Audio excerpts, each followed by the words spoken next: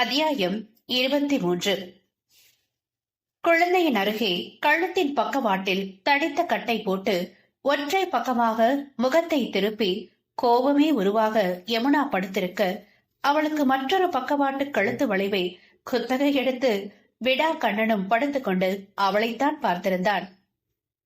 குளியலறையில் ஆக்ரோஷமாக கத்தி soap, shampoo, trimmer, flower vase என கைக்கு வந்ததை தூக்கி வீசி உடைத்தவள் சுவற்றில் மாட்டியிருந்த ஆளுயர கண்ணாடியை உருவி உடைத்ததில் அதிலிருந்து சிதறிய துண்டு கண்ணாடி பிசில் யமுனாவின் கழுத்தை பதம் பார்த்துவிட்டது. ரத்தம் குபுகுபுவென்று வெளிவர வழியில் ஓர் நொடி முகம் சுளித்தாலும் உடனே குனிந்து மற்றொரு கண்ணாடி துண்டை எடுத்து கழுத்தில் படுவது போல் வைத்து கரம் நடுங்க பின்னால் சென்றவளை பார்த்து யமு என ஜீவன் துடித்து கத்தி இருந்தான் சிவேஷ். கிட்ட வராத, மீறி வந்தா எதை பத்தியும் யோசிக்க மாட்டேன், தொண்ட குழிய நானே அறுத்துப்பேன். கண்ணை மறைக்க மறைக்க கண்ணீர் துளிகள் பெருக்கெடுக்க பெருக்கெடுக்க சிவேஷ் மீதிருந்த அதீத கோபத்தில் பிள்ளையை கூட மறந்து போயிருந்தாள். யமு, நோ, முட்டாள் மாதிரி எதை யோசிக்காத. நீதான கேட்ட, உண்மையத்தான் சொல்லணும். அப்ப மட்டும் மண்டைய ஆட்டிட்டு இப்ப என்னடி கிழிச்சுப்பேன் அறுத்துப்பேன் சீன் போடுற? மரியாதையா கிளாஸ் பீஸ கீழே போட்டுட்டு கேட்கட்டவா, ஹாஸ்பிட்டல் போகணும். பற்களை கடித்தவனுக்கு அதற்கு மேல் எல்லை கடக்கும் ஆத்திரம் அவளின் உதிரத்தை காண காண, நோ, உன்ன மாதிரி ஒரு சைக்கோ கூட ஒவ்வொரு நாளும் என்ன நடக்குமோன்னு பயந்து பயந்து போய் செத்து செத்து பொழைச்சு அத்தமே இல்லாத வாழ்க்கையை வாழ்றதுக்கு பதிலா ஒரே அடியா செத்து போகலாம். யமுனா கோபத்தில் கத்திக்கொண்டே கழுத்தை நெருக்கி பிடித்த கண்ணாடி துண்டாள்.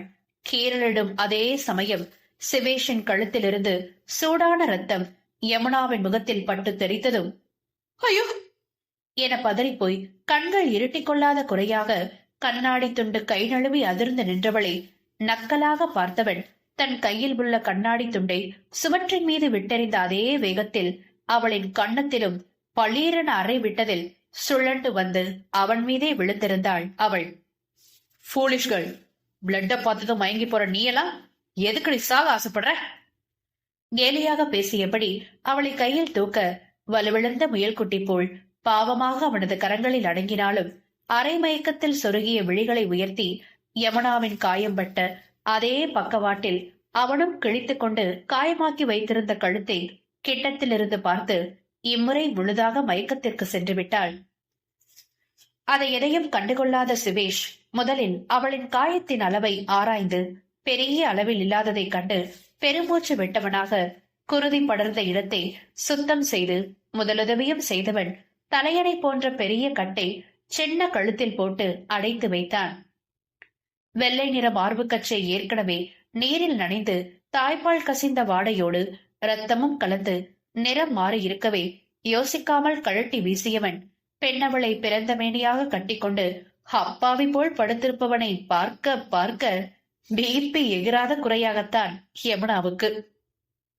அதிலும் அவன் உதட்டின் பயணம் வேறு அவ்வப்போது தாகம் தணிக்க எங்கெங்கோ ஊர்ந்து செல்வதை தடுக்க முடியாத பேதையாக அடிப்பாதம் வரை சிலிர்த்து போவதோடு அவனுக்கு வாகாக நெஞ்ச புடைத்து போவதை எண்ணி தன்னையே நொந்து போனாள். இந்த மானங்கட்டவன் கூட இருந்து எனக்கும் வெக்கமானலாம் விட்டு போச்சு போல.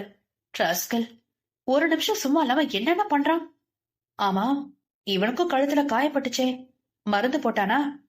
பாழாய் போன பெண்மனம் அந்நிலையிலும் ராட்சசனுக்காக அடித்துக் கொண்டதே.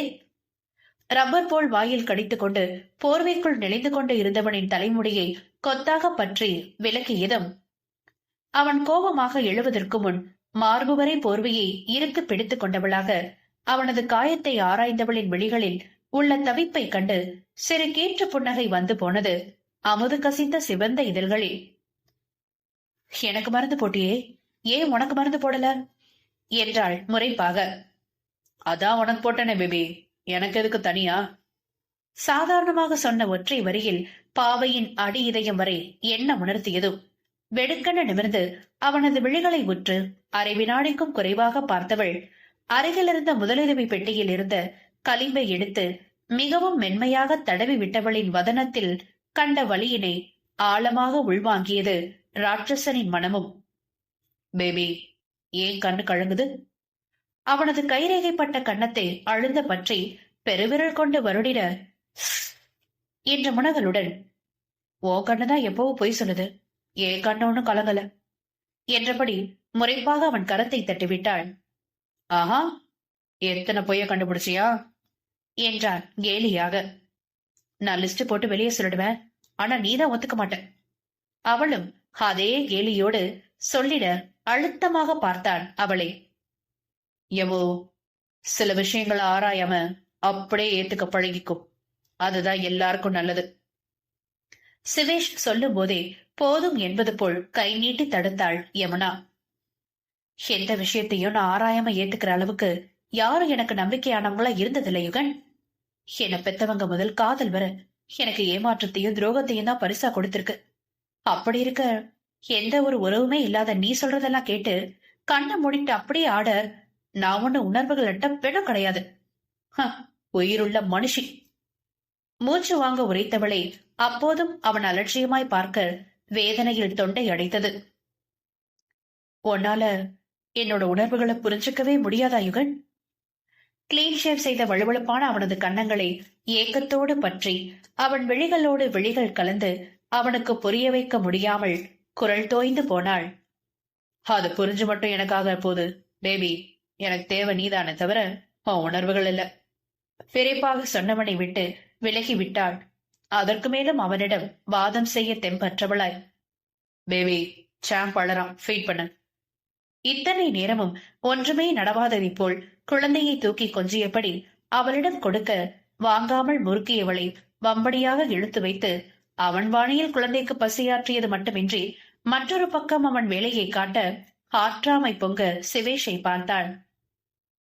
சார், ஆண்ட்ரோ மேடம் அவங்க பேங்க்ல நிறைய திட்டங்களை இறக்கியிருக்காங்க. அது எல்லாமே நம்ம போட்ட கொட்டேஷனை விட குறைவான திட்டத்துல நம்ம பிசினஸ காலி பண்ற அளவுக்கு கிளவரா திங்க் பண்ணி ஒவ்வொன்றையும் செஞ்சிருக்காங்க. இப்ப மக்கள் கூட்டம் மொத்தமும் குறைவான இன்வெஸ்ட்மெண்ட், அதிக வட்டி விகிதம் கிடைக்கும்னு அவங்க பேங்க் நோக்கி கிளம்பிட்டாங்க சார். ஸ்டீஃபன் மிக பணிவாக ஒவ்வொன்றையும் விளக்கிக் கொண்டிருக்க சிவேஷ் அதையெல்லாம் ஒரு பெரிய விடயமாகவே காதில் வாங்கிக் கொள்ளவில்லை. நெக்ஸ்ட் ஏதாவது சொல்ல இருக்கா? எஸ் சார், கடந்த 2 வீக்ஸா நம்ம பேங்க் மட்டும் இல்ல, மொத்த ஃபைனான்ஸ் பிசினஸ்மே அடி வாங்குற அளவுக்கு பயங்கரமான ஃப்ரீ லோன்ஸ் கொடுத்து மக்களை தாப்பக்க திசை திருப்பிக்கிட்டாங்க. நாமளும் அவங்களுக்கு போட்டி போட்டு கூட இறங்கினா நிச்சயம் கோடிக்கணக்கில் லாஸ் ஆயிடும் சார். அதான் எப்படி மேனேஜ் பண்றதுன்னு புரியல. வருத்தம் கலந்த குழப்பத்துடன் சொல்லிட அப்போதும் ஆர்ப்பாட்டமின்றி காலாட்டி கொண்டு இருந்தவனை உன்னிப்பாக பார்த்த ஸ்டீஃபன், சார் அடுத்து என்ன செய்யணும் என்றான். நீ ஒன்னும் செய்ய வேண்டாம், போய் உன் வேலை என்னவோ அதை மட்டும் பாரு, என்ன நடக்கணுமோ அதான் நடக்கும். அவனை உறுதியாக சொன்ன பின்பு அனைத்தையும் சிவேஷ் பார்த்துக் கொள்வான் என்ற திருப்தியில் சென்று விட்டான். ஸ்டீஃபன் சென்ற அடுத்த நொடி அதுவரை தன்னை சகஜமாக காட்டிக் கொண்டவனின் விழிகள் சிவந்த நிலையில் போனை எடுத்து ஒரு எண்ணுக்கு அழைக்க நீண்ட நேரம் கடந்த பின்னே அப்பக்கம் அழைப்பு ஏற்பட்டது. Array, what a surprise my son. என்ன திடீர்னு இந்த மாம் ஞாபகம் வந்து போன் பண்ணிருக்க? ஆண்ட்ரோவின் குரல் நக்கலாக ஒலித்தது. அதில் ஆத்திரத்தை அடக்கிக் கொண்டவனாக, என் கொட்டேஷனை திருடி அதை மாத்தி அமைச்சா எனக்கு தெரியாதுன்னு நினைச்சியாமாம்? புலிய பார்த்து போன சூடு போட்டுட்டுதான் அப்படின்னு ஒரு ப்ராப்ளம் இருக்கு. Do you know? கேலியாக கேட்டதில் ஆண்ட்ரோவுக்கு ஏளனம். Yes, I know my son. ஆனா நான் சொல்ல வேண்டியதை நீ மாத்தி சொல்லிட்ட. That's it. Is it? சிவேஷின் நக்கள். பெண்ண, நீதான் என்ன தோக்கடிக்கணுன்ற வெறியில பெத்தவன் கூட பார்க்காம எனக்கு போற்றியா பிசினஸ் ஸ்டார்ட் பண்ண? எப்பவும் உயர்ந்த நிலையில இருந்த என் பேங்க் சாம்ராஜ்யத்தையே மொத்தமா ஒண்ணுமே இல்லாம சறுக்கி விட்டது நீதானே? அதனாலதான் உன்னை எப்பவும் மன்னிக்கவே மாட்டேன் யுகன். ஆத்திரத்தில் பற்களை கடித்தாள் ஆண்ட்ரூ. இதுக்கு மேல உன்கிட்ட பேச எனக்கு ஒண்ணும் இல்ல. பெத்த கடமைக்கு சூசகமா சொன்ன நிறுத்திடுன்னு. நீ கேட்கல, நீ அனுபவிமாம். ஆப்பு ஆன் த வே. வைக்கட்டா? திமிராக பேசிய சிவேஷ் போனை வைக்கும் முன் இன்கம் டாக்ஸ் டிபார்ட்மெண்ட்ஸ் ஆண்ட்ரோவின் வீட்டை மட்டுமில்லாது அவளது அனைத்து ஆவணங்கள் நிறைந்த இடங்களையும் சுற்றி வளைத்து சோதனை போட்டவர்களை கண்டு ஆடி போயினர். அனைவரையும் சரிகட்டி அனுப்ப முடியாமல் திணறிய ஆண்ட்ரோவும் சிவராமனும் இத்தனை வருடங்களாக மிக சாமர்த்தியமாக பதுக்கி வைத்திருந்த கோடிக்கணக்கிலான கருப்பு பணத்தை எல்லாம் கொத்தாக அள்ளிச் சென்றதில் 1 மணி நேரத்தில் ஆண்ட்ரோவின் இல்லீகல் சொத்துக்கள் யாவும் பறிபோயிருந்தது. அனைத்தும் கைவிட்டு போன நிலையில் மிகப்பெரிய தொகையை அபராதம் வேறு விதித்துவிட்டு சென்றிருக்க 2 வாரங்களாக ஃப்ரீ லோன் அது இது என்று கோடிக்கணக்கில் இஷ்டத்திற்கும் வாரி இறைத்த ஆண்ட்ரூ அபராதம் செலுத்த கூட கையில் போதுமான பணமின்றிய நிலைக்கு கொண்டு வந்த சிவேஷ் மீது கடும் கோபத்தில் கொலைவெறியாகி போனாள். என்னதான் நாட்கள் வேகமாக சென்றாலும் யமுனாவின் மனதை அரிக்கும் சந்தேகங்கள் அதிகரித்துக் கொண்டேதான் போனது. பலமுறை அவனிடம் தாஜா செய்து உண்மையை போட்டு வாங்க முயற்சித்தும் உஷாராக தப்பியவனை எண்ணி சோர்ந்து போகும் மனம். இதற்கு என்னதான் தீர்வு? அவள் தீவிரமான யோசனையில் இருக்கும்போது குடிபோதையில் தள்ளாட்டமாக வந்தவள் யமுனா கதற கதற விடாது அவளிடம் வன்மையாக நடந்து கொண்டான். அத்தியாயம் 24. அலுவல் விட்டு நள்ளிரவு தாண்டிய பின்னே வீட்டிற்கு வந்த சிவேஷ் அப்போதே அறைக்குள் நுழைய ஆ என்ற பெருத்த அலறல் சத்தம் பேலஸ் மொத்தத்தையும் அதிர வைத்தது. என்ன ஏதென புரியாமல் யமு என மெத்தையில் படுத்திருந்தவளை சத்தமாக உலுக்கி இருந்ததில் வேண்டா பிளீஸ் என்ன விட்டுடு என்ற பிதற்றலோடு அடித்து பதறி எழுந்தவள் எதிரே இருந்த அவளின் ராட்சசனை கண்டு மேலும் கூச்சலிட்டு அஞ்சி நடுங்கியவளை தாமதிக்காத தன் அணைப்பிற்குள் கொண்டு வந்திருந்தான். குளிர்சாதன பெட்டியின் குளிரை தாண்டியும் அவள் உடல் மொத்தமும் வியர்வையில் நனைந்து நடுங்கிக் கொண்டிருக்க அவனது வலிமையான அணைப்பினில் சிறிது திமிரி பின் தானும் அவனோடு ஒன்றிய நிலையில் விசும்பல் சத்தம் அதிகரிக்க அவன் நெஞ்சினில் முகம் புதைத்து கேவினாள் யமுனா. Yamu, what happen? நீ கத்தி பயப்படுறது இல்லாம சாம்ப வேற பயமுறுத்தி வச்சிருக்க பாரு, அவனும் அழறான். அவளை அணைப்பிலிருந்து விலகாமல் மறுபக்கத்தில் குழந்தையை தூக்கி சமாதானம் செய்து மெல்ல தட்டி கொடுத்து உறங்க வைக்கும் வரை கூட யமுனா அவனிடமிருந்து விலகும் எண்ணமின்றி குறையாத பதற்றத்தோடு இருந்தாள். Yamu, relax. Why so much fear? Baby baby look at me. கெட்ட கனவெதோ கண்டியா?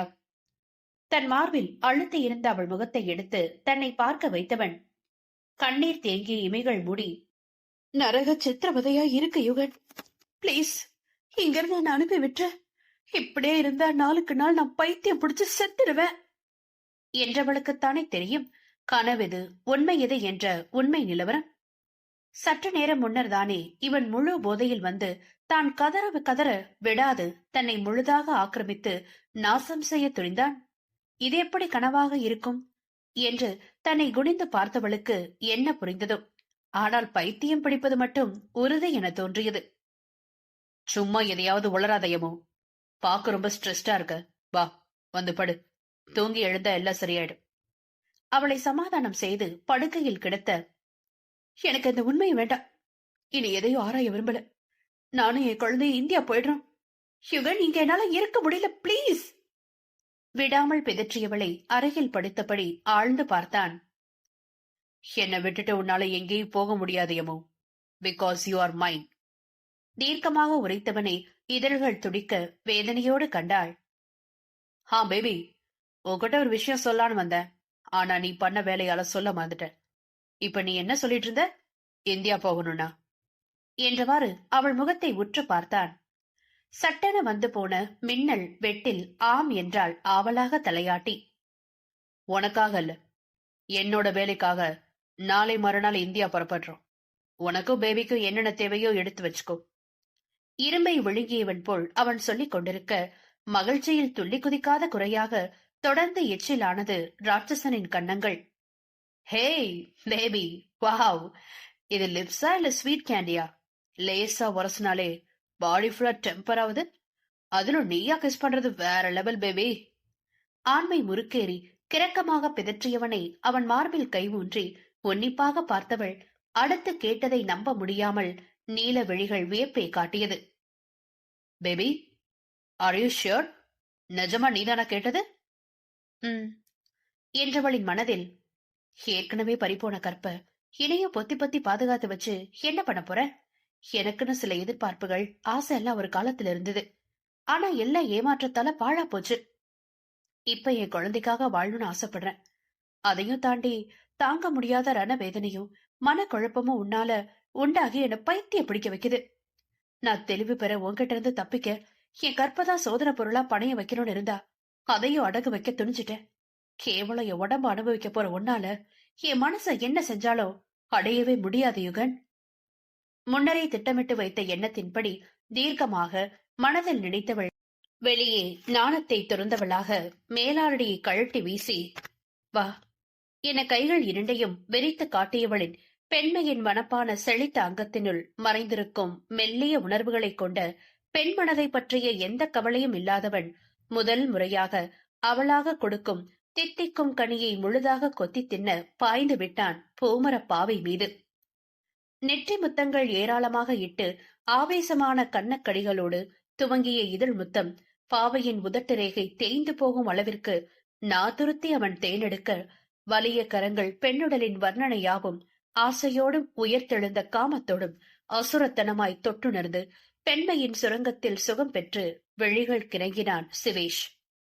ராட்சசனின் ஒவ்வொரு செயலுக்கும் உள்ளுக்குள் நொந்து இதயம் செத்து மடிந்தும் தனது வேதனையின் உணர்வுகளை வெளிக்காட்டாது வலுக்கட்டாயமான செயற்கை உணர்ச்சியை முகத்தில் காட்ட பெரும்பாடு பட்டவளின் மனமும் தேகமும் அனலில் இட்ட புழுவாய் துடித்து ஊமையாய் கதறியது. பேபி, இங்க என்ன இவ்வளவு ஸ்வீட்டா இருக்கு? எனக்கு தெரியாம ஹனி ஏதாவது கொட்டி வச்சியா?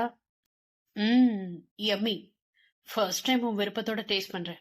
அவ்வளவு போதை ஏறுது. அதோட உன் நறுமணமும் சேர்ந்து ஆள கொல்லுதிரி கனியே. வேறு எதை பற்றியும் சிந்திக்க விடாத ஆடவனின் ஜீவன் உறைய வைக்கும் செயலில் மெல்லிடை விட்டுவிட்டு துடிக்க கீழ் உதடு ரத்தம் கசியும் அளவு உணர்ச்சியின் பிடியில் அழுத்தமாக கடித்துக் கொண்டவளாக, இன்பச் சித்திரவதையில் தேகம் அதிர்ந்து போனவளாக அவன் வாசத்தை உச்சி முதல் பாதம் வரை நன்றாக தன்னுள் நிரப்பிக் கொண்டாள். பெண்ணவளின் மர்மதேசம் புகுந்து காட்டுத்தேன் பருகி ராஜபோதை கண்டு கிறங்கி அங்கேயே வாசம் கொண்டவனின் சிகையை கொத்தாக பற்றி இழுத்து தன் கழுத்து வளைவில் போட்டுக்கொண்டு வேக மூச்செடுத்தவளின் மயக்கம் கொள்ளும் வதனத்தை நிமிர்ந்து பார்த்தான் சிவேஷ். So delicious baby. உன்னுடைய ஒவ்வொரு பாகமும் தெளியாத போத தருது. அதுவும் இங்க என் பசியும் தனியுது, என் தாபமும் பெருகுது.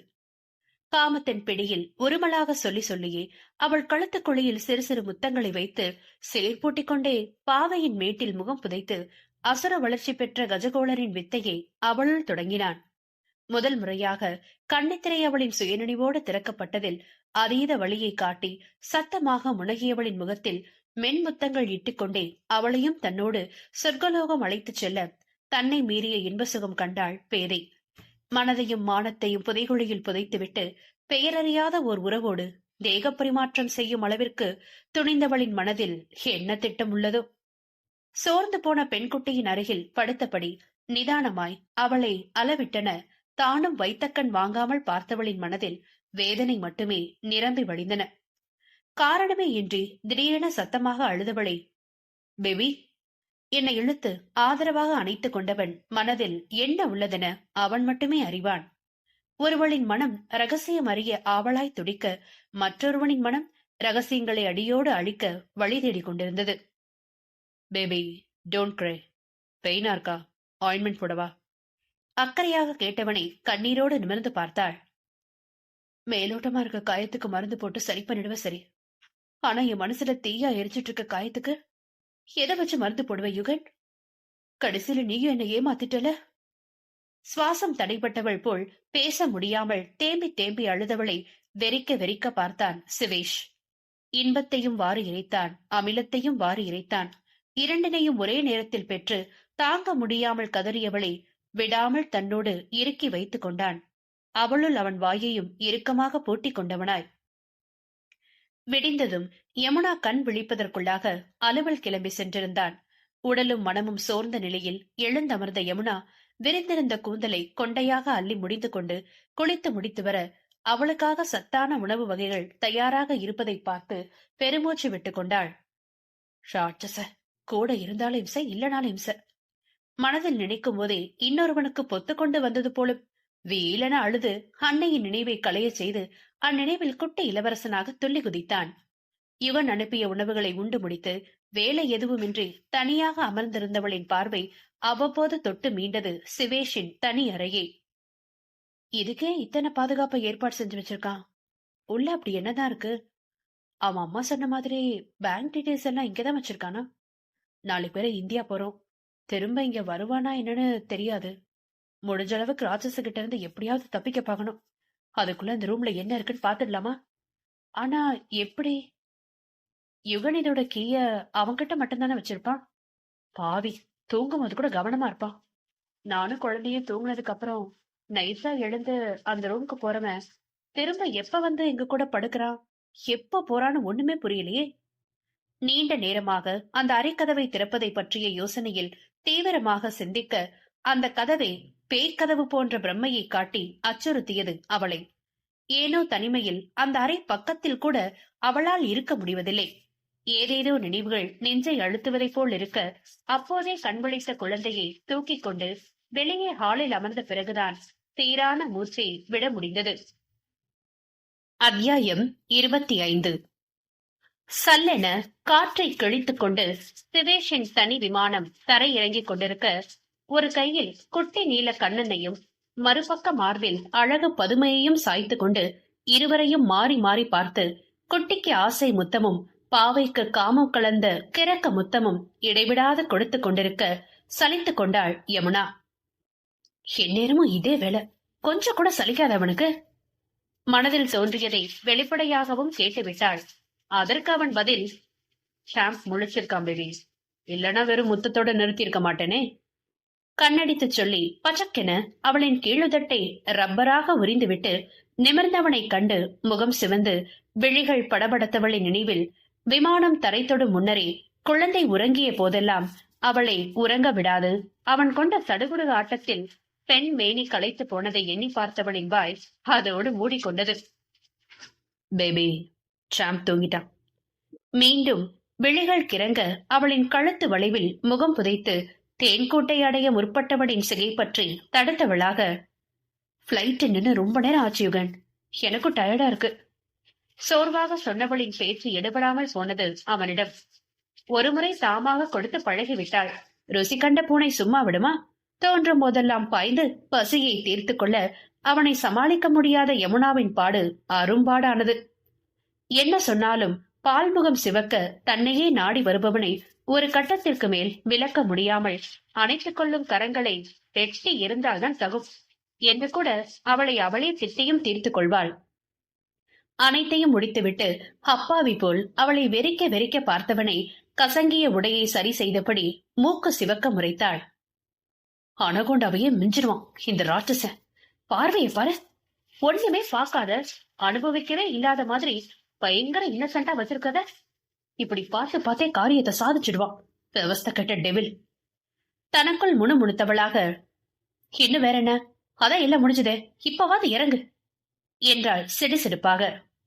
ஆனாலும் உன் போதை குறையவே இல்லை பேபி, என்னவோ உனக்கு பிடிக்காத மாதிரியே பேசுற குறும்பாக சொல்லி அவள் தோளில் கை போட தட்டென உண்டான கூச்சத்தை மறைத்தவளாய் அவன் கரத்தை தட்டிவிட்டு முன்னால் சென்றவளை இழுத்து அறையில் நிறுத்தி அழகிய கண்கவர் குடும்பமாக விமானத்திலிருந்து கீழ் இறங்கினான் யுகன் சிவேஷ். மூணார் அழைத்து வந்திருப்பான். சரித்ராவை பார்க்கலாம் என்ற ஆவலோடு இருந்தவளுக்கு பெருத்த ஏமாற்றம். ஹைதராபாத் பெயர் பலகையை கண்டதும், அட ராமா, நான் நினைச்சது எதையுமே நடத்தி வைக்க மாட்டியா? இப்ப நான் எப்படி சரித்த பாப்ப? கவலையாக மனதில் நினைத்தவள் வேறு வழியின்றி சிவேஷின் கைபொம்மையாக சுற்றி வந்தாள். 2 நாட்கள் ஹைதராபாத்தில் தங்கி தன் வேலையெல்லாம் முடித்தாலும் அவளையும் ஒரு பக்கம் கத்தையாக பிழிந்து விட்டான்.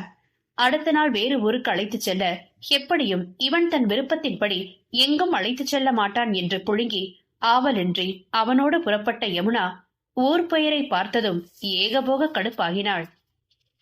யுகன், இந்த ஊருக்கு எதுக்கு என்ன கூட்டிட்டு வந்த? உனக்கு வேலை இருந்தா அதை உன்னோட முடிச்சுக்க வேண்டியதானே? என்னை குழந்தையை எதுக்காக கங்கார் குட்டி போல மடியிலே கட்டி வச்சு சுத்திட்டு இருக்க? காரசாரமாக உரைத்தவளின் நினைவில் கடந்த காலத்தின் வலியும் ஏக்கமும்.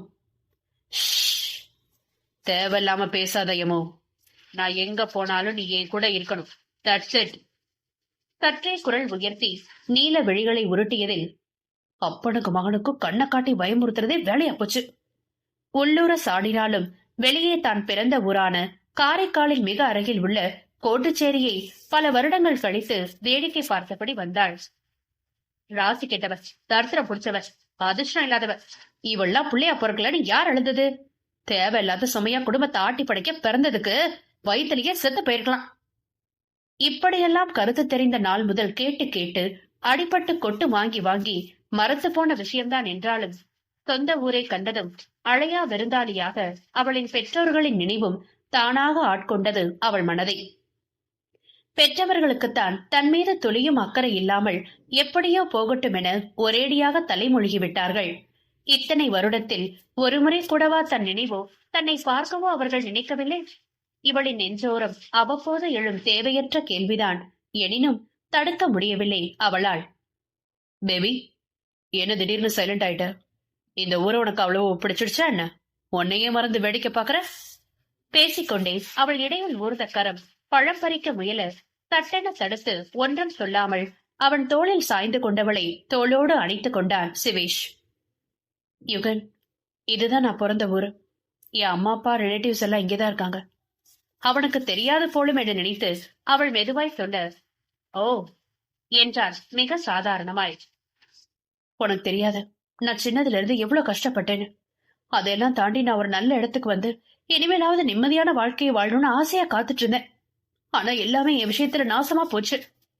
ஏயுவன் எனக்கு மட்டும் இப்படி ஒரு சாபக்கேடான வாழ்க்கை. நிம்மதியா வாழ நினைச்சது ஒரு தப்பா? அவனது சட்டையை இறுக பிடித்தபடி தன் மனக்குமுறலை அவனிடம் கொட்டி தீர்க்க அமைதியாக அனைத்தையும் உள்வாங்கிக் கொண்டான். இப்ப பாரு, உன்ன மாதிரி ஒரு மனசாட்சியை தொலைச்ச மிருகத்துக்கிட்ட மாட்டிக்கிட்டு தப்பிக்க முடியாம கஷ்டப்படுறது இல்லாம என் கஷ்டங்களை உன்கிட்டயே புலம்பிட்டு இருக்க. நுனி மூக்கு விடைக்க உதட்டின் பக்கவாட்டில் வடிந்த ஜொல்லையும் கண்ணீரையும் அவனது வெள்ளை நிற பிராண்டட் சட்டையில் முகத்தை பிரட்டி துடைத்து அசுத்தம் செய்தவளை, அப்படியா என அவளது கண்ணீர் வழிந்த கன்னத்தை தடவி எத்தில் இதழ் ஒற்றல் வைத்து அவள் இதழ் வழியே உமிழ்நீரை கொட்டி விளையாட்டில் இறங்க திணறி விட்டாள் யமுனா. யோச்சி, என்ன கன்றாவி பிடிச்ச வழியெல்லாம் பாக்குறான். அமைதிப்படையா கதை கேட்கிறானே நினைச்சு தெரியாதனமா வாய கொடுத்தது எவ்வளவு பெரிய தப்புன்னு இப்பத்தானே புரியுது. தாமதமாக உணர்ந்தவளின் பட்டு இதழ் சிவந்து கன்றி போயிருந்தது. இது என்ன அதிர்ச்சி? இன்னும் உனக்கு நிறைய இருக்கு, வா என்ன விதமாக அடுத்ததாக அவன் கார் நின்ற இடத்தை கண்டு மலங்க விழித்த யமுனா, இது யார் வீடு யுகன்? இங்கதான் ஸ்டே பண்ண போறோமா? கேட்டபடியே சுற்றியும் கண்களை சுழல விட புதிய வீட்டின் எதிரில் இருந்த வீட்டை கண்டு திகைத்து போனவளாக எச்சலை விழுங்கினாள். வாட் நான்சென்ஸ் இவள், இங்க எதுக்கு காரை நிறுத்த சொன்ன? அவனது ஒவ்வொரு செயலுக்கும் கோபம் பொங்கின அவளுள். எல்லாம் டைம் பாஸ் தான். சரி, காரை விட்டு இறங்கி என் கூட உள்ள நடந்து வரியா இல்ல தூக்கிட்டு போவா? வில்லங்கமாக அவளை நெருங்க, சி தல, பண்றது எல்லாமே வில்லத்தனம். இதுல ஹீரோயிசம் வேற பண்ணி தூக்கிட்டு போறதா ஒண்ணு கேடு. கோபமாக புலம்பியபடி அவள் வீட்டிலிருந்து எவரும் வெளிவரும் முன்னே அவர்களின் முகத்தையெல்லாம் பார்க்க தோன்றாதவளாய் குடுகுடுவென அந்த புதிய வீட்டினுள் ஓடியவளை கேலியாக பார்த்து இதழ் கோடினான் சிவேஷ். உள்ளிருக்கும் வில்லங்கம் எதுவும் அறியாத யமுனா ஓடி வந்த களைப்பில் நடு ஹாலில் நின்று மேஜையின் விளிம்பை பற்றி வேக மூச்செடுத்தவள் அடுத்தடுத்து கண்ட காட்சியில் அதிர்ச்சியில் உறைந்தே போனாள்.